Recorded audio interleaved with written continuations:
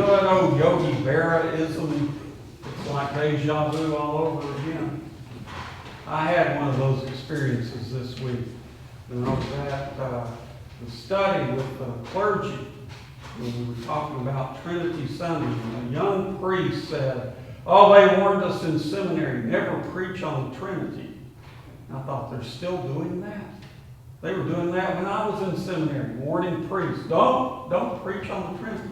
There's a good reason not to preach on the Trinity. You know, Jesus says, go out and baptize in the name of the Father. Jesus never said Father, Son, and Holy Spirit. Just didn't say it. Paul, the apostle, my study of the apostle Paul, he would have been offended by the Trinity. He was a radical monotheist. And he even talks about Christ being subjugated to God the Father. I guess they didn't gloss that part out. The Trinity comes to be in crystallized form at the Council of Nicaea.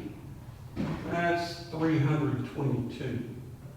And then it gets reformulated again in 388 with Theodosius. So it's a doctrine.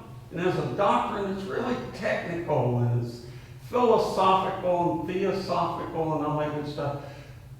So I guess I really ought to take the advice of all those well-meaning seminary professors who through the years have warned us I think I'll preach on the Trinity.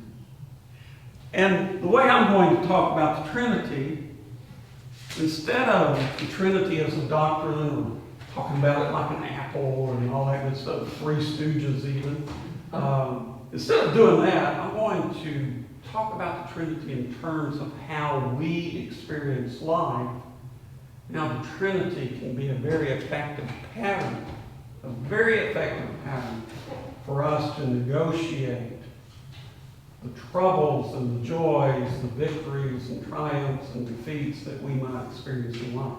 So the first thing I had to do, I had to search around to see if anybody had written anything about how we experience life as Trinity.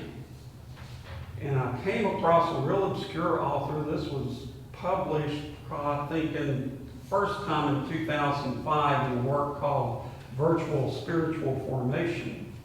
And this author says, while human psychology begins in the bipolar realm of knowing, the essential work of spirituality carries humans beyond bipolar patterns and perceptions toward a union of and or reconciliation of opposites by the third, an internal observer, whose development requires a process of differentiation that necessitates acceptance of the opposite.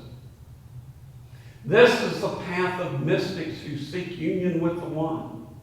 It is not union with an object or idea of one, which in turn will produce an other, but union with that, with capital T, which can only be unknowable one.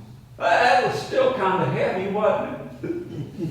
Yeah, basically what this person's talking about is we human beings, we know the world by up and down, left and right, black and white, by all these polar opposites.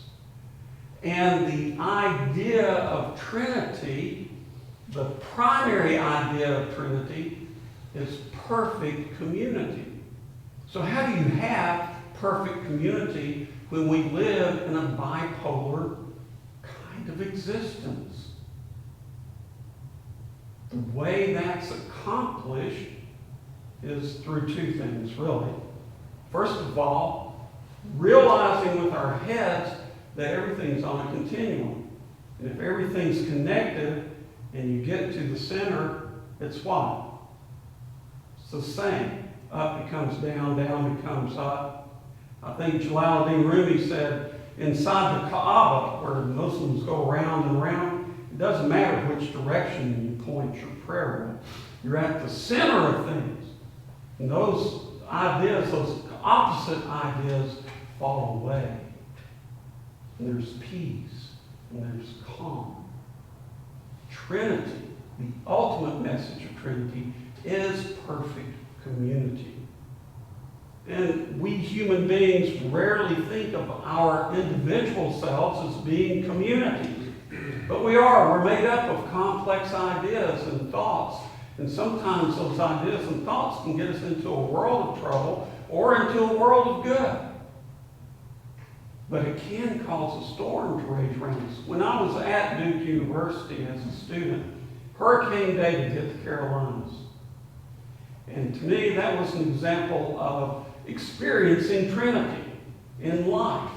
Because that storm came roaring through, and the eye of the storm came directly over Durham. So here we were in the midst of this hurricane, and all of a sudden, blue skies, absolute calm in the center. It's still tough, isn't it? Resolving those bipolar things. So there's another author, a few years further back, a few centuries, and this is from the Tarjuman al-Ashwaq of Ibn al-Arabi, who makes a very Trinitarian statement here, I believe. See, when it gets dense, you got to go to the poets. My longing sought the upland, and my affliction the lowland, so that I was between Najd and Tehama. They are two contraries which cannot meet. Hence my disunion will never be repaired. There's a point of dejection where a lot of human beings find themselves. They'll never be repaired. What am I to do? What shall I devise? Guide me, O my censor. Do not affright me with blame. Sighs have risen aloft and tears are pouring over my cheeks. The camels, footsore from the journey, long for their homes and utter the plaintive cry of the frenzied lover. After they have gone, my life is naught but annihilation.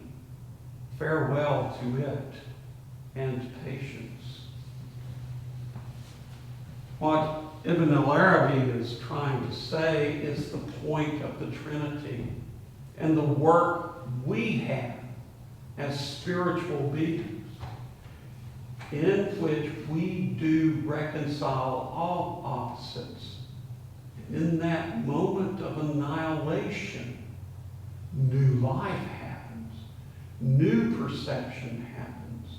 The world takes on new meaning, new understanding.